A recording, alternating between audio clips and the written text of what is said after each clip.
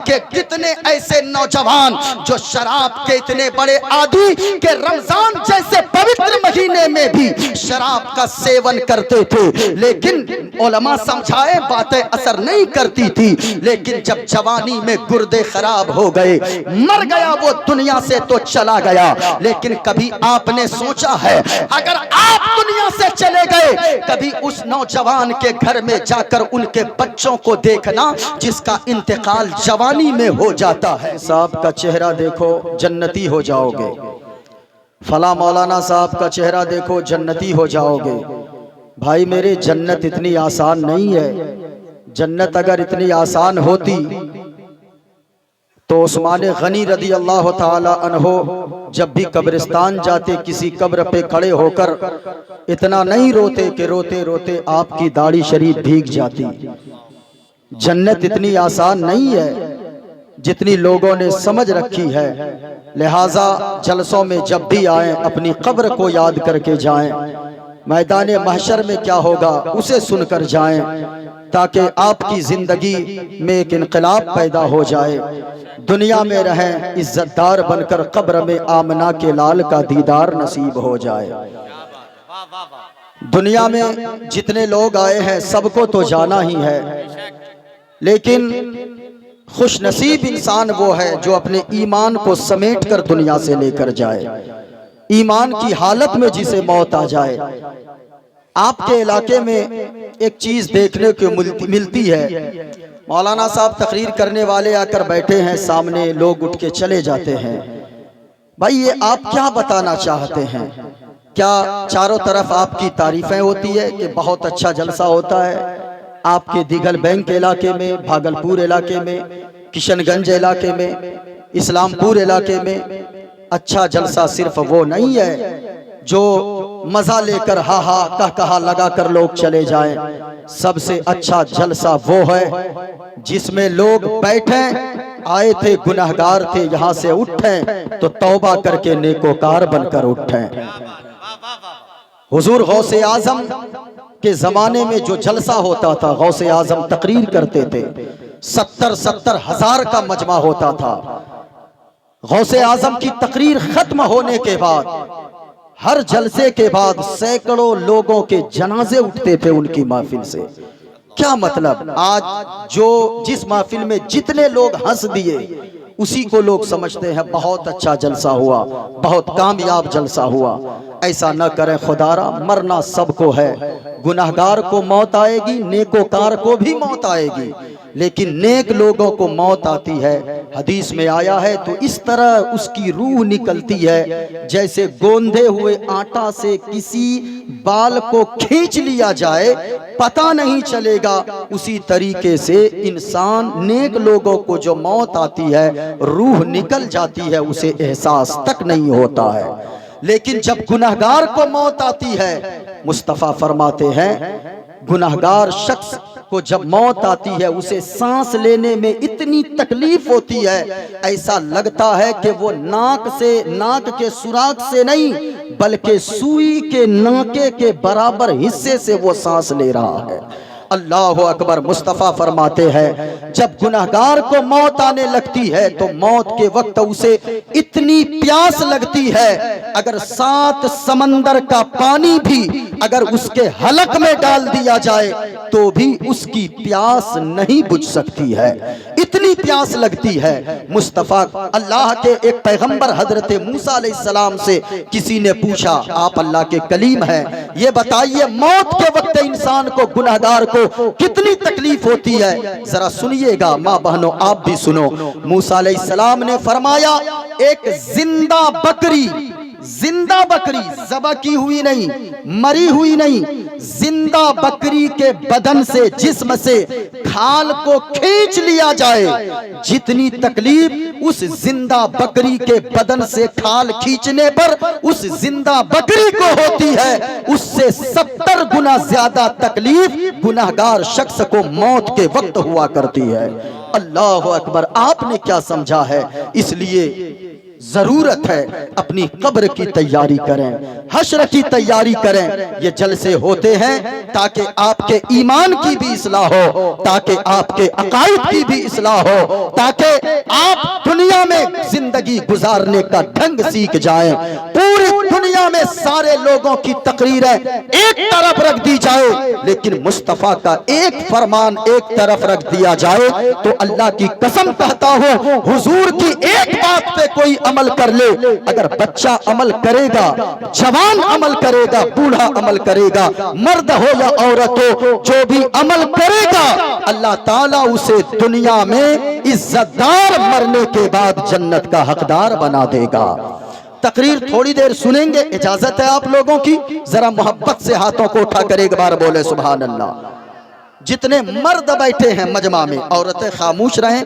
जितने मर्द बैठे हैं, अगर आप सुनना चाहते हैं थोड़ी देर मेरी गुफ्तगू समाप्त करें। अगर आप कहेंगे नहीं हम लोग नात ही सुनते हैं, तो हम भी अजमत भाई की तरह आवाज उस तरह नहीं है तो क्या हो गया। मुस्तफा की नात पढ़ने के लिए आवाज की जरूरत नहीं होती है, बल्कि इश्क मजबूत होना चाहिए। हुजूर की मोहब्बत दिल में हो, अगर इश्क मजबूत है, इश्क जब भी आपके दिल में उठे, हुजूर का इश्क पैदा हो, आवाज किसी तरह की भी हो, आप गुनगुनाने लगे हुजूर की नात। और अगर हो सके तो आला हजरत ने जो हुजूर की नात लिखी है, इस सदी में क्या कई सदी से लेकर आला हजरत के बाद से लेकर अब तक आला हजरत की तरह कलाम हुजूर की नात लिखने वाला दूसरा कोई पैदा हुआ ही नहीं है। हुजूर आला हजरत का कलाम पढ़िए। एक शेर मैं पढ़ता हूँ, सुबह तौबा में घुवी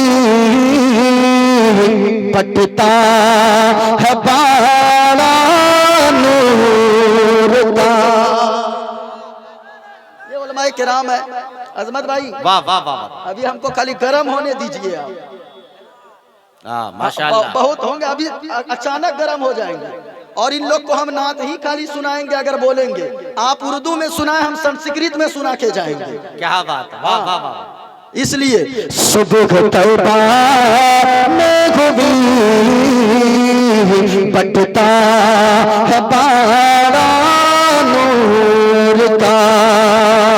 ओ इस्लाह के माशरा कॉन्फ्रेंस में आने वाले, सुबह तो आपके यहाँ भी होती होगी, सुबह तो दीगल बैंक में भी होती है, सुबह तो बहादुरगंज में भी होती है, सुबह तो किशनगंज में भी होती है, सुबह तो पूरे बिहार में होती है, सुबह तो पूरे हिंदुस्तान में होती है, सुबह तो पाकिस्तान में भी होती है, सुबह तो श्रीलंका में भी होती है, सुबह तो बांग्लादेश में भी होती है, सुबह तो अमेरिका में भी होती है, सुबह तो अफ्रीका में भी होती है, सुबह तो न्यूजीलैंड, इंग्लैंड और नागालैंड सारी जगह पे होती है। लेकिन याद रखिएगा लोगों, पूरी दुनिया में जो सुबह होती है उसकी बात अलग होती है, लेकिन जो हुजूर के शहर मदीना शरीफ में सुबह होती है उसकी बात अलग होती है।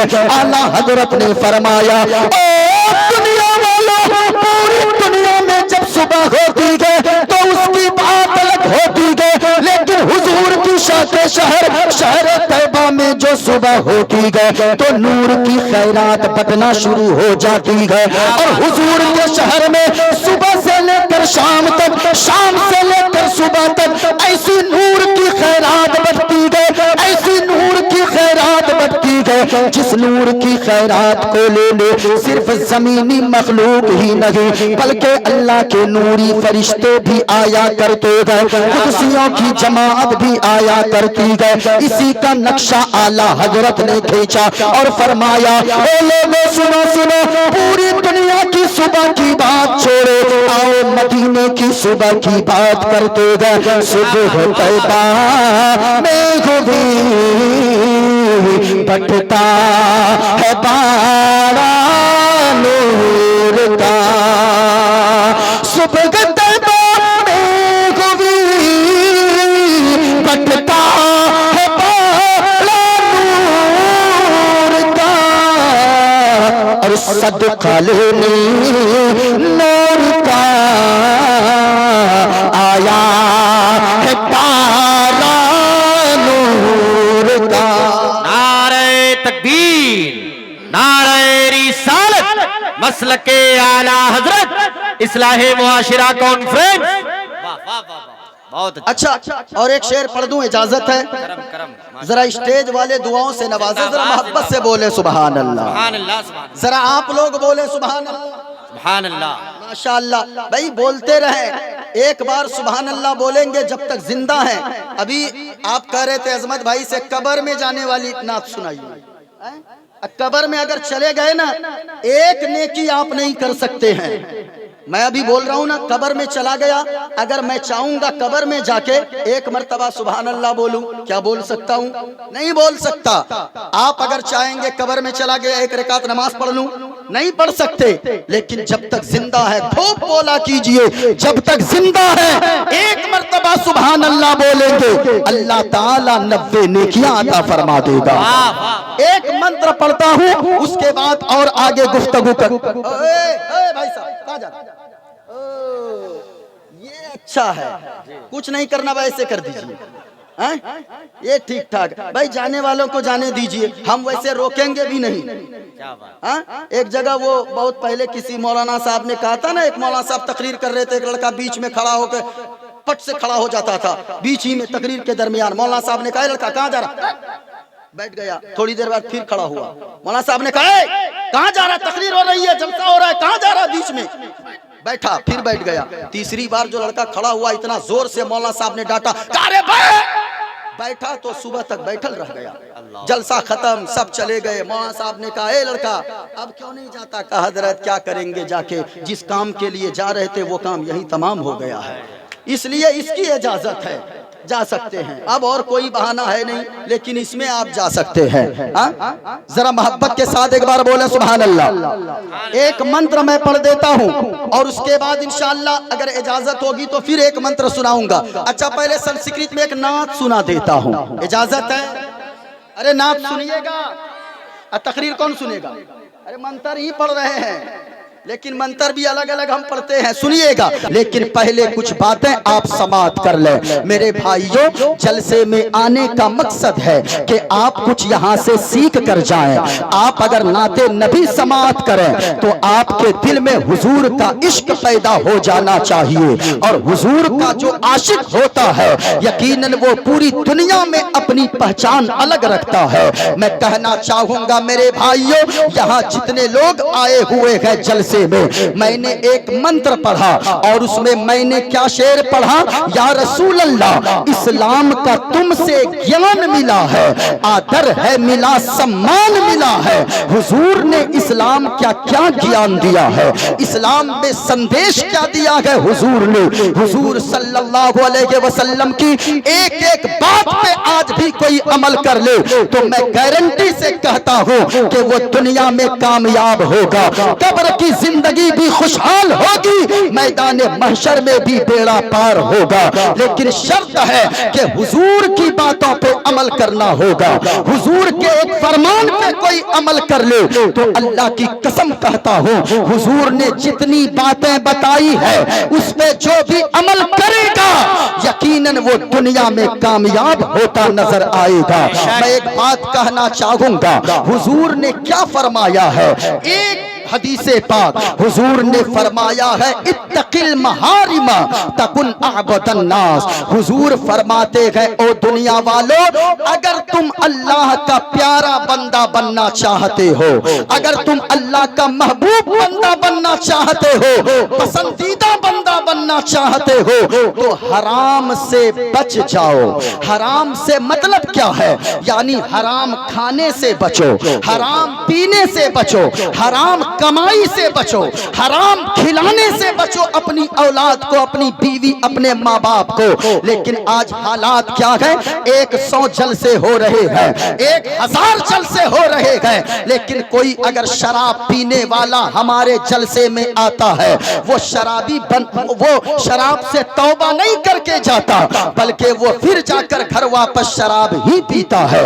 अगर कोई बेनमाजी आता है, घर जाके वो नमाज नहीं पढ़ता, करता, बल्कि वो बेनमाजी ही रह जाता है। मैं कहना चाहूंगा मेरे भाइयों, आज के जलसे से एक पैगाम देकर जा रहा हूं कि जो भी अगर कोई शराब का सेवन करता है, बिहार वाले आज शराब बंद किए हैं, लेकिन याद रखना इस्लाम ने 1400 बरस पहले ही शराब को हराम करार दिया है।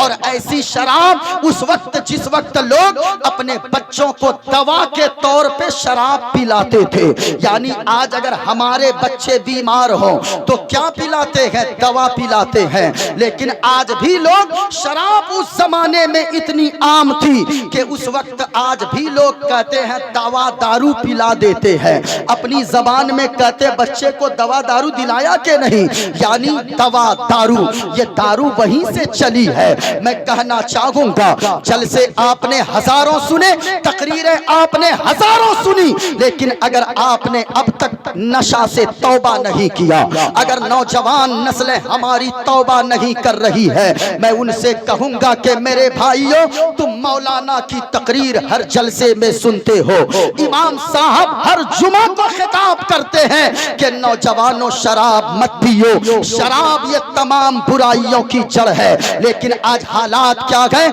आज हालात ये है, इमाम साहब की बातें दिल पे असर नहीं करती है, मौलाना साहब की बातें दिल पे असर नहीं करती है, हाफिज साहब की बातें दिल पे असर नहीं करती है। मैं कहना चाहूंगा आज के इस्लाह के मुआशरा कॉन्फ्रेंस से, ओ दुनिया वालों, ओ यहाँ बस्ती के रहने वालों, या जितने लोग हाजिर आए हैं, अगर मौलाना की तकरीर को सुनकर आपने शराब नहीं छोड़ा है, एक जुमला मैं कह के आपको जाऊंगा, यहाँ से उठ के घर जाना, तकिया पे सर रख कर सोना और जरा फैसला करना कि शराब पीते पीते अगर जवानी में तेरे गुर्दे खराब हो गए, अगर शराब पीते पीते जवानी में तेरी किडनी खराब हो गई और तेरी सारी जमीनें बिक गई, मैं दूसरी जगह की बात न करूं, अपने गांव की सद्दाम भाई एक ऐसा शख्स है जो शराब का आदी था, लेकिन शराब पीते पीते